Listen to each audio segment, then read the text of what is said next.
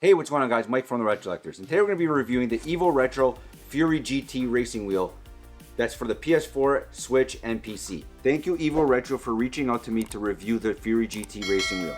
All opinions are mine and my own. You can find the Evo Retro racing wheel on Amazon or on the Evo Retro website. On Amazon.com you can find it for $89.95, and for some reason on the Amazon.ca websites it's $175.95. I'm not too sure as to why there's a big price discrepancy. I have to reach out to Evo Retro's representative and ask them why there's a big price difference. The Fury GT features high vibration feedback, adjustable clamp, racing pedals, 270-degree steering wheel rotation, 3-level steering sensitivity, programmable buttons, advanced drift technology built into the steering wheel, and a great entry-level price point.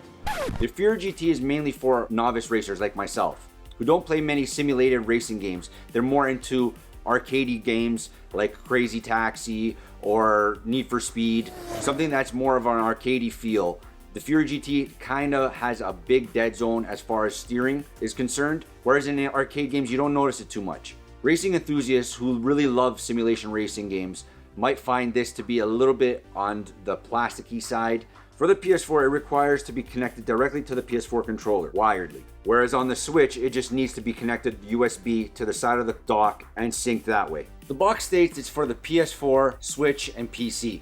I tested it with the PS3 and it works flawlessly. Unlike the PS4, you do not need a controller to sync to the PS3. You just plug it into the USB port on your PS3 and it works fine. You may need to configure some buttons. I found myself I had to configure some sensitivity settings. The pedals didn't work right off the bat. I had to reprogram some buttons off the face of the steering wheel onto the actual foot pads and it worked flawlessly. The build quality of the Fury GT does feel a bit on the cheap side, but that's kind of what you expect for something that's $89 US or $171, again, not sure why that is, in Canada, as opposed to a lot of the higher end Logitech racing wheels that run you up to $300 plus. I do have a racing wheel that works for my N64 and I believe the PS1, and I don't ordinarily use it very much, but it is a nice little option to have an ability to play modern consoles with a racing wheel as well. Another problem I had was the button placement.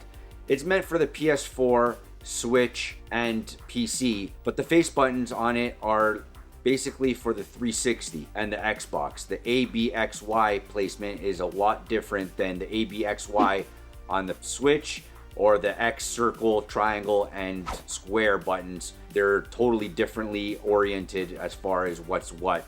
X is still A, circle is still B, and so on and so forth. But for the Switch, the orientation is totally different on the console itself. So I found that a little bit disorienting a little bit, but it does serve a purpose. Once you do know the buttons, you're away to the races basically.